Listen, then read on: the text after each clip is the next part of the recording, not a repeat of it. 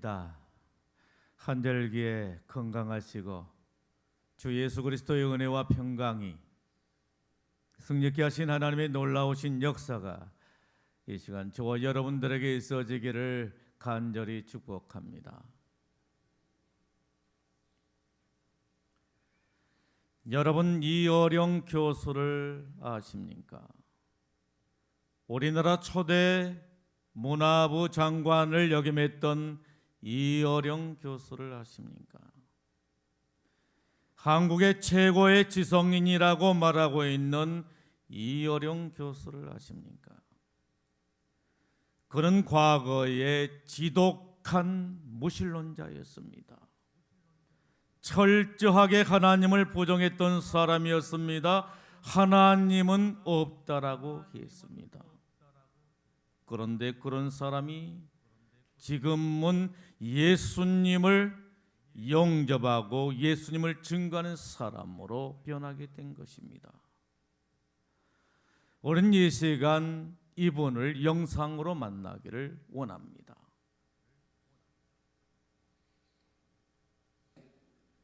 내 딸이 눈을 완전히 실명을 할 위기로 진단을 받아서 본인은 얘기 안 했지만은 그 주변 사람들이 우리한테 알려주세요.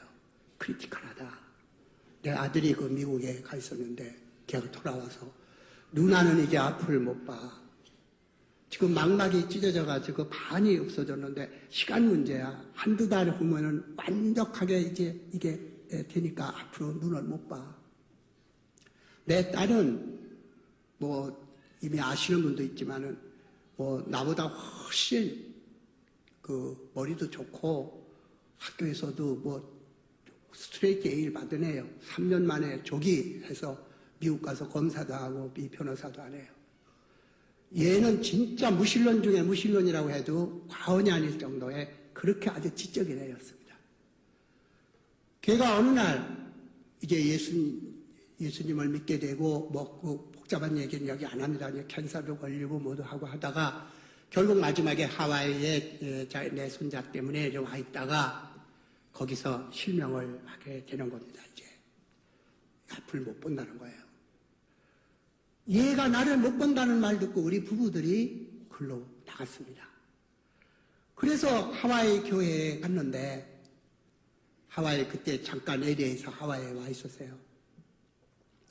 그때 참으로 나는 큰 충격을 받았어요. 나는 앞을 이런 걸 본다는 것이 기적이라는 걸 몰랐어요. 어떻게 사람이 아침 해가 솟아나고 새가 날르고 구름이 흐르고 사랑하는 사람을 이렇게 볼 수 있을까요? 이게 기적이에요. 사람들은 우리 딸이 눈이 실명하려다가 다시 회복했다는 걸 기적이라고 하는데 아니에요. 처음부터 기적이었죠. 얘가 아버지를 볼 수 있는 거, 내가 딸을 볼 수 있는 거. 얘가 최초로 이 세상에 태어났을 때 또 걔가 워낙 눈이 좀 커요. 커가지고 어머니 품에 안겨서 최초에 나하고 상면했을 때 그 호동간한 눈으로 날 쳐다보고 나에게 행복을 가져다 줬던 그 눈, 서로 마주보던 눈, 인간이 눈이 있어서 서로 맞아보는 그 눈, 볼 수 있다는 게 기적이라는 것을 얘가 앞을 못 본다는 얘기를 들었을 때 나는 처음으로 인간이 기적 속에서 살고 있는 것을 모른다는 것을 느꼈습니다. 그래서 집사람하고 당황해서 가니까 얘가 이렇게 설거지를 하는데 내가 아파할까봐 자기가 안 못 보는 것이 문제가 아니라 아버지가 너무 가슴 아파할까봐 안 아픈 채 그냥 뭐 이렇게 더듬더듬 괜찮은 채로 이렇게 접시를 닦는데 접시를 깨뜨리는 거예요. 엉뚱한 걸 잡아다니는 거예요. 운전을 하는데 막 이상한 데로 막 가는 거예요. 그런데 놀라운 것은 하와이 교회에 갔는데 이렇게 큰 교회 아니에요. 내가 이 큰 교회 비난하는 거 아니에요. 조그만 초대교회 같은데 그 교회가 컸더라도 여러분들이 다니는 이러한 교회였더라도 나는 회심하지 않았어요. 조그만 교회인데 원주민들, 하와이 원주민들 배가 이렇게씩 나온 사람들 그리고 뭐 정말 꾸밈도 없는 그런 사람들이 뭐 어디에서 뭘 느꼈는지 막 눈물을 흘려가면서 거기는 또 가난하니까 야마하 애들 키보드 이걸로 찬송가 부르고 요만한 데다가 뭐 파워포인트로 뭐 새기고. 근데 그렇게 이 사람들이 화평해 보이는 거예요. 고통스러운데도. 그렇게 가난한데도. 그리고 손을 흔들면서 얘기하는데 나는 절대로 못하는데 나도 어느새 보니까 이렇게 손을 이렇게 흔드는 거야. 아, 보니까 저쪽에 스크린에 내가 이러고 앉아있는 거야. 야, 저게 뭐냐? 내가. 근데 빌어라 그래서 내가 전부 기도하는데 그때 처음으로 무릎을 꿇고 하나님께 경건하게 이렇게 빌었어요. 나는 아직 하나님 믿지 못합니다. 그러나 증거를 보여주세요. 내가 이렇게 사랑하는 딸인데 걔가 앞으로 내 웃는 얼굴, 슬퍼하는 얼굴, 반기는 얼굴을 얘가 못 본다면 차라리 죽으면 몰라도 살아서 내 얼굴을 모른다면 내가 자기를 행복하게 너를 행복하게 바라보는 아버지의 얼굴을 모른다면 이게 도대체 말이 되는 소리입니까 이게. 처음부터 앞을 못 보지. 그러니 하나님께서 한 번만 기적을 내려주소서. 그러면 지금까지 하나님 욕하고 못된 일 많이 했는데 얘만 고쳐주면 내 계약을 하는 건 아니지만 내 사랑입니다. 이거는 평생 나는 내 먹을 거, 내 명예, 내 돈, 내 권력, 그 잘난 인기 이게 최고인 줄 알고 살았던 사람이 지금 무너집니다. 얘 앞에서 나는 아무 힘이 없습니다. 내가 기가 막힌 베스트셀러 쓰면 뭐랍니까? 시를 쓰면 뭐랍니까? 얘 아픔을 요만큼도 못 도는데 애비로서 사랑을 주게 하소서. 한 번만 기적을 베풀어 주소서. 그러면 당신의 종으로, 그때 정신없는데도 그렇게 얘기했어요. 당신의 종으로 내가 가진 게 입하고 손밖에 없습니다. 말하는 재주하고 글 쓰는 재주밖에 없으니 이건 앞으로 당신께서 쓰십시오. 이거 쓰십시오.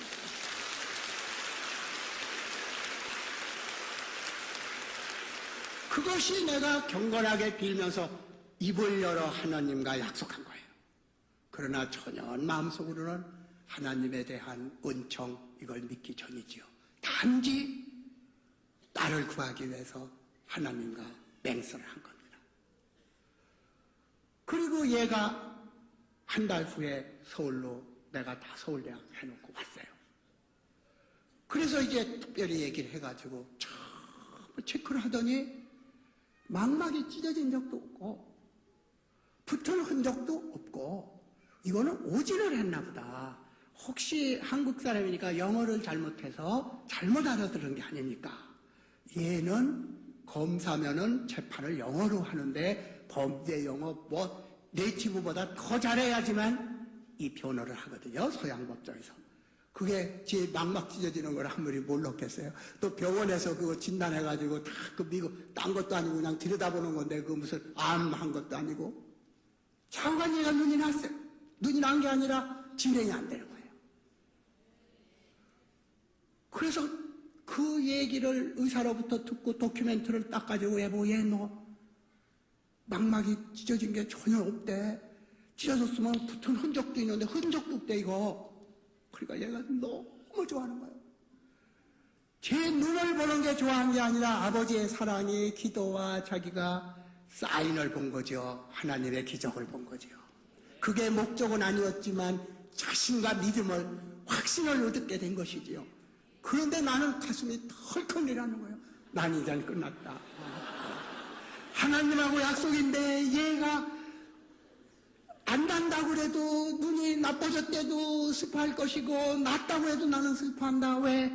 나는 내가 가진 걸 놓지 못하는데 이젠 놓아야 되겠구나. 70년 동안 살아온 내 가치, 내가 믿어왔던 거를 이 자리에서 내가 버려야 되는구나. 여러분들은 이것을 거듭난다고 하지만 나한테는 죽음과 같은 것이다. 그때 가슴이 덜컥 내려가는 거예요. 예, 약속인데 어떡하냐. 그러나 조금 생각해보자. 조금 나중에 하자. 하나님도 얼마 여유는 주실 거다 그러니까 하긴 한다. 내가 분명히 그 조금 하자. 그 다음 하영조 목사를 만났어요. 하영조 목사 이젠 믿으시죠? 증거를 보셨죠? 믿으시죠? 그 말씀 하지 마세요. 얘한테 이적이 일어났다는 얘기 하지 마세요. 나는 아직도 이적이라고 생각하지 않습니다.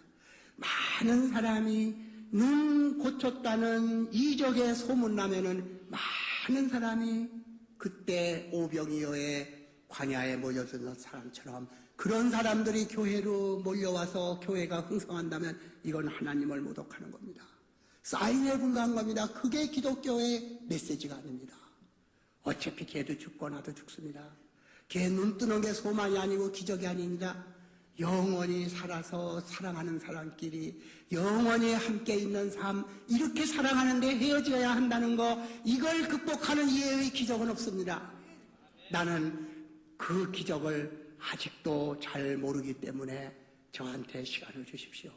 그러니까 아주 절망한 표정을 하고, 자매분이 이 세상을 정말 죽는 그런 것이 없이는 믿기 어려우시겠네요 라고 아주 섭섭해하세요.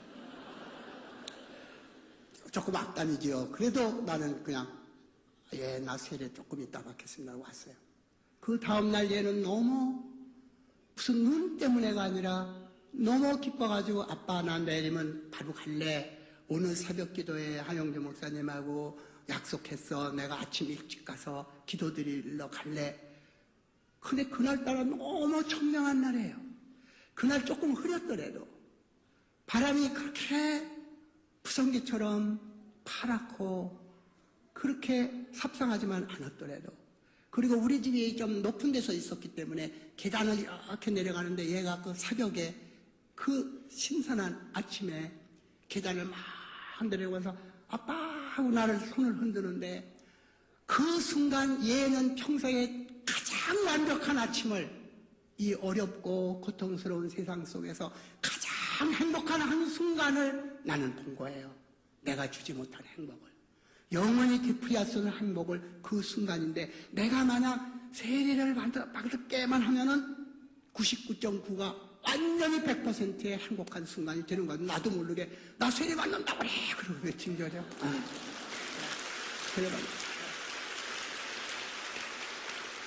그러니까 얘가 모든 게 마지막 남는 게 사랑하는 어머니 아버지가 이터널한 라이프를 얻어서 사후에도 같이 만나야 되는데, 아버지 어머니가 못 믿으면 나는 영원히 헤어져야 될 거 아니냐.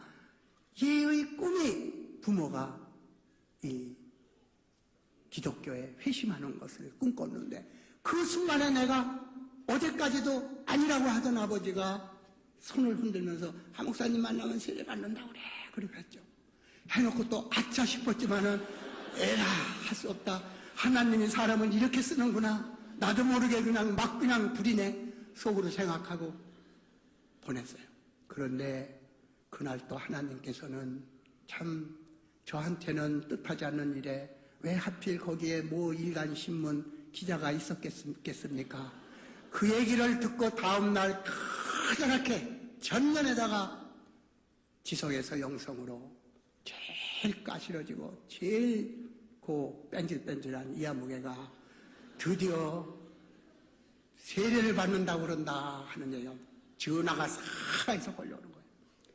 그래서 목사님한테 약속은 반드시 지키지만 내가 아직 준비가 안 됐는데 한국에서는 못 받겠다. 그러면 또 기자들 몰려오고 사람들 몰려오면 그게 쉬우냐. 하루에도 몇만 명씩이 세례를 받는데 왜 내가 뉴스가 돼야 되느냐. 내가 무슨 특권을 누릴 수 있는 사람이냐. 있다면 매스컴에 이름이 알려진 건데 그걸 이용하려는 거냐. 그런 기독교는 난 싫다. 소리 소문 없이 조용하게, 이건 내 개인의 문제니까 절대로 세상에 안 알려지고 조용히 하겠다. 그러면 어차피 그 라보스 소나타 할 때 일본에 가서 강연하기로 돼 있었거든요. 그 전부터 나는 기독교는 안 믿었지만 강연을 자주 했습니다. 거기 가면은 몰래 방 하나 빌려가지고 거기서 하자. 예, 그렇다면 좋습니다. 피하려고 한 게 거꾸로 라브 소나타 취재하려 온 서울에서 전부 기자들이 온 거예요. 그래가지고 내가 세례 받는다고 딱 들어갔더니 전부 거기다가 비디오 뭐 해가지고 기자회견을 하게 되는 거예요. 도망갈 수 없는 거죠. 여러분들 안 된 소리지만 하나님이 한번 찍으면 절대 못 도망갑니다. 아무리 도망가려도 안 되는 거예요. 내 딸이 그랬어요. 아버지, 나도 20년을 피해 다녔지만 이렇게 됐어. 아버지는 이제 시작한 거야.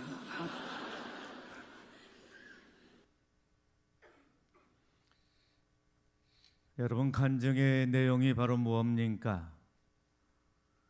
그의 딸이 미국에서 국제 변호사 생활을 하게 되는데 실명 위기를 당했다라고 하는 그런 말입니다.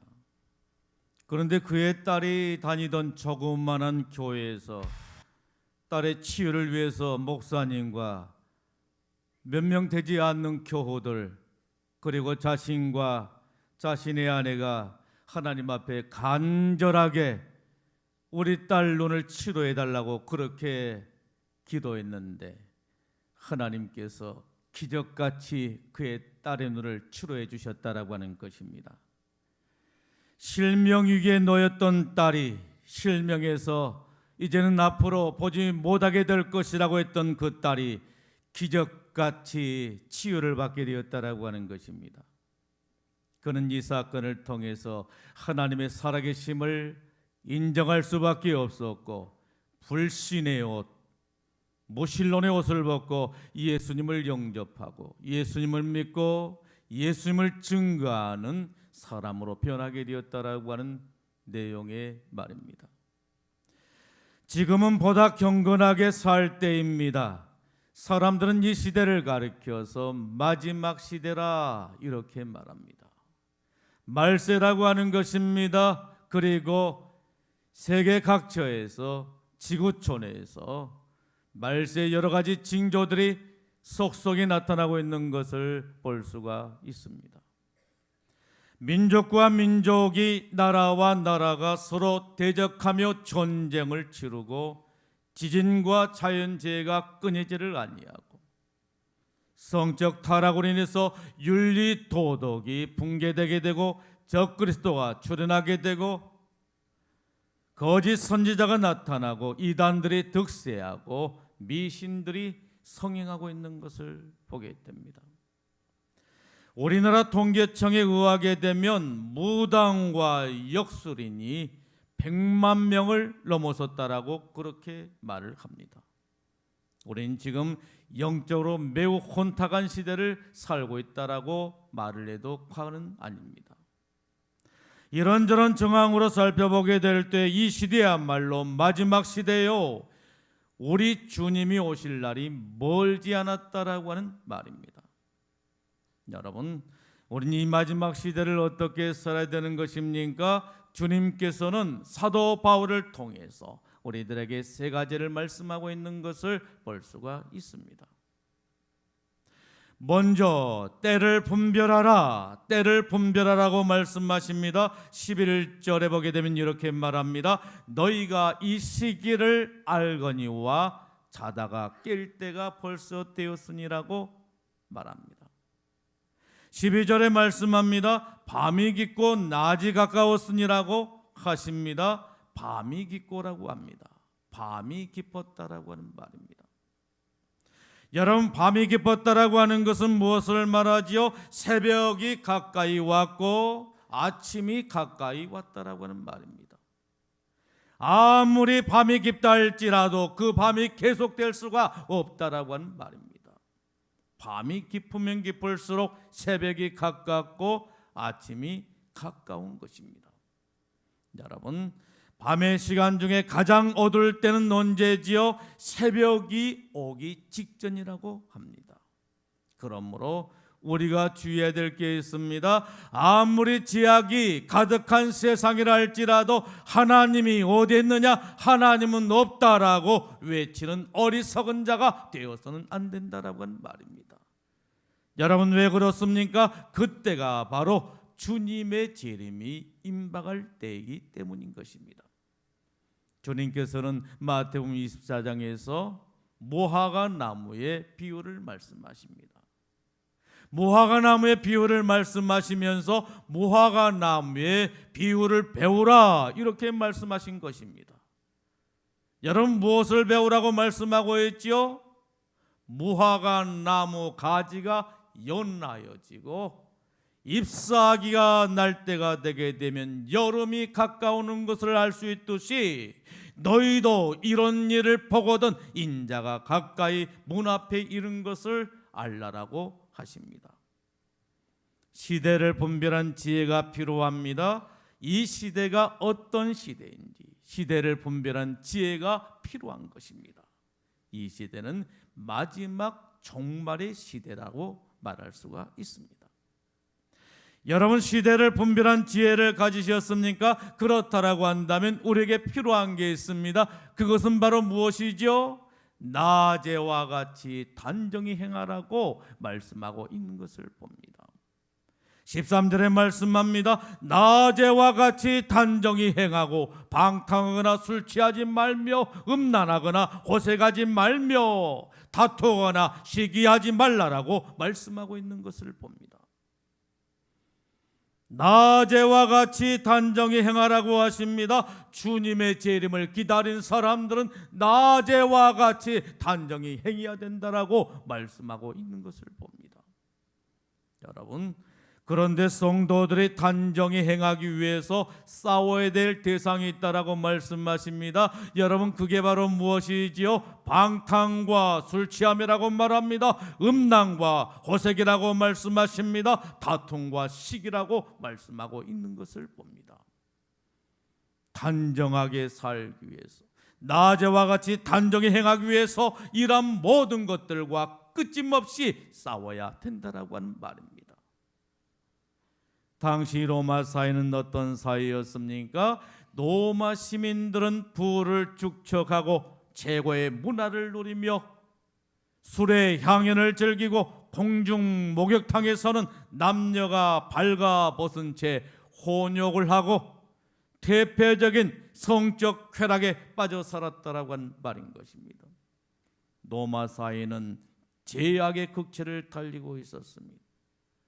여러분, 이런 대패 문화는 결국 무엇을 이어가겠다는 것이었습니까? 성도들의 순수한 신앙을 빼앗고 파괴하는 차이에 이르게 되었다라고 하는 것입니다. 그러므로 사도 바울은 로마 교회 성도들 향하여 말하기를 어둠의 자녀들과 함께 어울려서 질탕나게 먹고 마시고 즐기는 삶에서 벗어나서 거룩하고 경건한 삶을 살라라고 공고하게 된 것입니다. 오늘 우리가 사는 이 시대도 마찬가지입니다. 죄악의 극치를 달리고 있다라고 하는 것입니다. 이 죄악들이 성도의 순수한 신앙을 빼앗고 파괴하고 있는 것입니다. 그러므로 낮에와 같이 단정히 행하라고 말씀하고 있는 것입니다. 여러분, 아직도 세상 쾌락에 붙들려서 여전히 죄악 가운데 살아오고 계십니까? 이제는 벗어나셔야 하는 것입니다. 주님께서는 시편 1편 1절 말씀을 통해서 이 시간 저와 여러분들을 향하여 말씀하고 계십니다.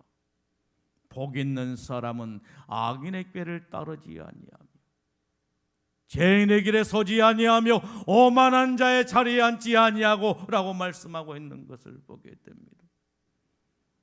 여러분, 복 있는 사람이 되기를 원하십니까? 그렇다면 이제 벗어나십시오. 악인의 꾀에서 벗어나십시오. 죄인의 길에서 벗어나십시오. 오만한 자의 자리에서 벗어나십시오. 왜 우리는 벗어나야 되는 것입니까? 신랑 대신 우리 주님을 영접하기 위해서라고 말할 수가 있는 것입니다. 여러분, 시대를 분별하고 살고 계십니까? 낮에와 같이 단정히 행하며 살고 계십니까? 그렇다라고 한다면 여러분들은 진정으로 지혜로운 사람들이요, 복 있는 사람이라고 말할 수가 있는 것입니다. 그렇다면 이제 우리들이 해야 할 또 하나의 중요한 사실이 있습니다. 그것은 바로 주 예수 그리스도로 옷을 입는 일이라고 말할 수가 있는 것입니다. 14절에 말씀합니다. 오직 주 예수 그리스도로 옷 입고라고 말씀하고 있는 것을 봅니다. 여러분, 주님의 재림을 기다리는 자에게 있어서 가장 중요한 게 있다라고 한다면 그것은 바로 무엇일까요? 주 예수 그리스도로 옷을 입는 일이라고 말할 수가 있는 것입니다. 여러분, 이 옷은 어떤 옷을 말하는 것입니까? 사도 바울은 이 옷을 하나님의 전신갑주라고 말하고 있는 것을 봅니다. 에베소서 6장 13절 말씀에 이렇게 말씀하십니다. 그러므로 하나님의 전신갑주를 입으라. 이는 악한 날에 너희가 대적하고 모든 일을 행한 후에 서기야미라고 말씀하고 있는 것을 봅니다. 하나님의 전신갑주를 입으라고 하십니다. 여러분, 전신갑주가 무엇입니까? 갑옷을 말하는 것입니다. 여러분, 갑옷은 언제 입은 옷인 것입니까? 전쟁할 때 입은 옷인 것입니다. 전쟁할 때 적군으로부터 날려오는 칼과 창과 화살을 막기 위해서 내 몸을 보호하기 위해서 입는 옷이 갑옷이라고 말할 수가 있는 것입니다. 여러분, 그런데 오늘 말씀을 보십시오. 하나님의 전신갑주라고 말씀하고 있는 것입니다. 여러분, 하나님의 전신갑주는 언제 입는 옷입니까? 하나님의 전신갑주는 영적 전쟁을 치를 때 입은 옷이라고 말할 수가 있는 것입니다. 마지막 시대에는 사단마귀의 공격이 얼마나 치열한지 모릅니다. 기회만 있으면 공격해서 넘어뜨리고 쓰러뜨리려고 한다라고 하는 말인 것입니다. 그러기에 우리는 정신을 바짝 차리고 깨어서 끊임없이 우리를 향해서 공격해 오는 사단 마귀와의 싸움에서 능히 승리할 수가 있어야 하는 것입니다. 그리고 우리의 구원을 이룰 수가 있어야 합니다. 그러기 위해서 우리들에게 전신갑주가 필요한 것입니다. 여러분, 그런데 우리가 영적 전쟁을 치르기 위해서 입어야 할 전신갑주가 무엇입니까? 구원의 투구를 말씀하고 있는 것을 봅니다. 구원의 투구, 무엇을 말하는 것입니까? 구원의 확신을 말하는 것입니다. 오늘 저와 여러분들에게 구원의 확신이 있어야 되는 것입니다. 지금 이 순간에 죽는다 할지라도 우리는 하나님 나라에 갈 수 있다라고는 구원의 확신을 가질 수가 있어야 하는 것입니다. 오늘 밤에 내가 이 세상을 떠난다 할지라도 나는 하나님의 나라에 들어갈 수 있다라고 하는 구원의 확신을 가지고 살아야 된다라고 하는 말씀인 것입니다. 그 다음에 무엇을 말씀하십니까? 의의 호신경을 말씀하고 있는 것을 보게 됩니다. 의의 호신경, 무엇을 말하는 것입니까? 하나님의 의를 힘입고 하나님의 뜻을 이루면서 살아야 된다라고 하는 말씀인 것입니다. 그 다음에 무엇을 말씀하십니까? 믿음의 방패를 말씀하고 있는 것을 보게 됩니다. 믿음이 있어야 되는 것입니다. 큰 믿음을 가지고 있어야 되는 것입니다. 큰 믿음의 방패를 가지고 살아야 된다라고 하는 말씀인 것입니다.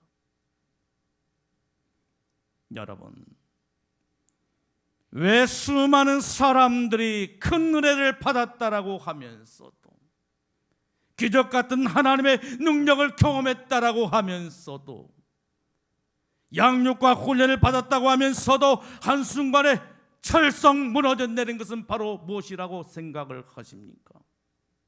사단의 불화살에 맞아서 그런 것입니다. 이 불화살은 얼마나 강력한지 모릅니다. 한번 맞았다 하게 되면 그 어떤 사람이랄지라도 지금까지 받았던 모든 은혜를 다 소멸시켜버리고 만다라고 하는 것입니다. 그러므로 믿음의 큰 방패를 가지고 있어야 되는 것입니다. 사단 마귀가 끊임없이 우리를 향해서 쏘아댄다 할지라도, 불화살을 쏘아댄다 할지라도 우리는 그 불화살을 막을 수 있는 강력한 믿음의 방패를 가지고 있어야 될 줄로 믿습니다. 성령의 검입니다. 하나님의 말씀을 의미하는 것입니다. 하나님의 말씀이 우리 안에 늘 충만해야 되는 것입니다. 그래서 사단이 우리를 유혹한다 할지라도 우리는 그 유혹에서 능히 승리할 수가 있어야 하는 것입니다. 예수님께서 광야에서 사단과의 싸움에서 말씀으로 승리하셨던 것처럼 우리들도 말씀으로 사단 마귀와의 싸움에서 능히 승리해야 될 줄로 믿습니다. 진리의 허리띠입니다. 진리가 되신 예수 그리스도로 허리를 단단히 묶고 살아야 된다라고 하는 말씀인 것입니다.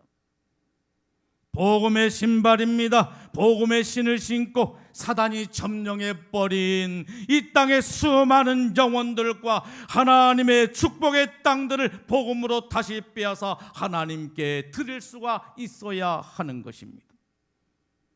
이처럼 영적 전쟁에서 승리하기 위해서 신랑 되신 우리 주님을 맞이하기 위해서 우리는 하나님의 전신갑주를 입고 사단 마귀와의 싸움에서 승리할 수가 있어야 하는 것입니다. 여러분, 우리가 입어야 할 주 예수 그리스도의 옷은 어떤 옷을 말하는 것입니까? 세마포시라고 말씀하고 있는 것을 보게 됩니다. 어린 양이신 예수님을 우리가 맞이하기 위해서, 어린 양의 혼인잔치에 참여하기 위해서 세마포옷을 입어야 된다라고 말씀하고 있는 것을 보게 됩니다. 요한계시록 19장 7절로 8절에 말씀하십니다. 어린 양의 혼인기약이 이르렀고 그의 아내가 자신을 준비하였으므로 그에게 빛나고 깨끗한 세마포옷을 입도록 하였으니 이 세마포옷은 성도들의 옳은 행실이로다 라고 말씀하고 있는 것을 보게 됩니다. 세마포옷을 입으라고 하는 것입니다. 여러분, 그런데 세마포옷은 어떤 옷이라고 말씀하고 있습니까? 성도들의 옳은 행실이라고 말씀하고 있는 것을 봅니다. 마지막 때 우리 주님의 재림을 기다린 성도들은 어떻게 살아야 된다라고 말씀하고 있는 것입니까? 옳은 행실을 가지고 살아야 된다라고 말씀하고 있는 것을 볼 수가 있습니다. 올바르게 살아야 된다라고 하는 것입니다. 의롭게 살아야 된다라고 하는 말씀인 것입니다. 성도답게 살아야 된다라고 하는 것입니다. 그리스도인답게 살아야 된다라고 하는 것입니다. 시궁창에서 피어난 한 송이 연꽃처럼 살아야 된다라고 하는 말씀인 것입니다. 그리고 우리가 입어야 할 주 예수 그리스도의 옷은 어떤 옷이라고 말씀하고 있습니까? 흰 옷이라고 말씀하고 있는 것을 보게 됩니다.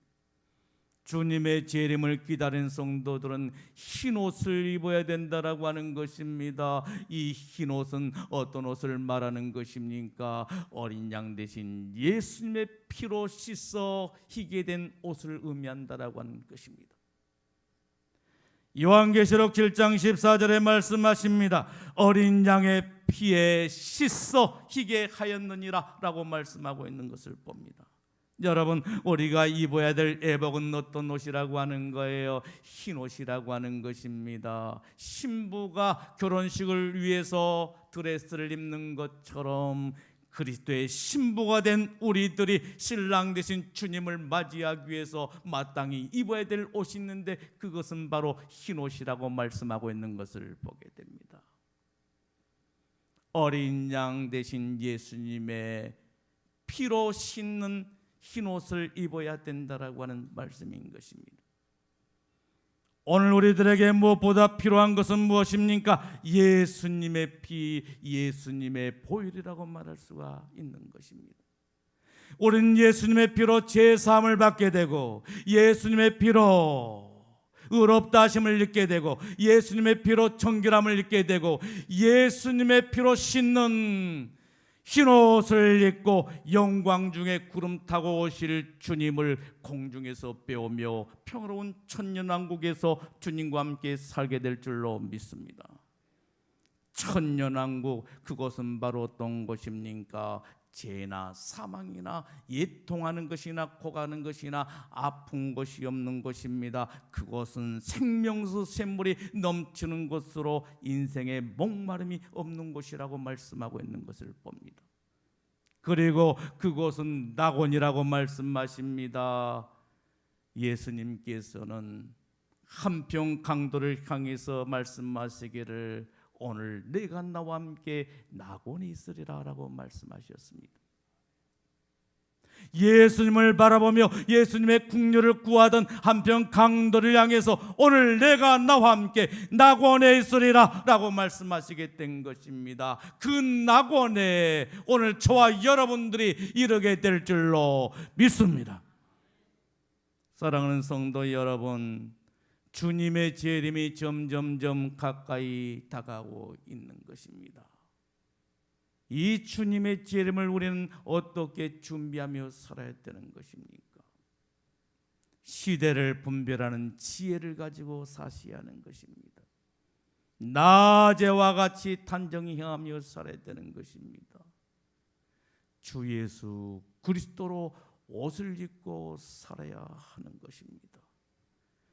하나님의 전신갑주를 입으셔야 됩니다. 마지막 때에는 사단의 강력한 도전이 우리에게 있기 때문인 것입니다. 세마포옷을 입어야 합니다. 오시는 주님을 영접하기 위해서 성도답게 살아야 됩니다. 그리스도답게 살아야 되는 것입니다. 그래야 우리는 오시는 주님을 기쁨으로 맞이할 수가 있는 것입니다. 흰 옷을 입으셔야 합니다. 예수 그리스도의 피로 씻는 흰 옷을 입으셔야 하는 것입니다. 주님께서는 저와 여러분들을 기쁨으로 맞이하시고 저와 여러분들에게 천년왕국을 허락해 주시고 그곳에서 우리로 하여금 행복한 삶을 살게 해 주실 줄로 믿습니다. 기도하겠습니다. 주신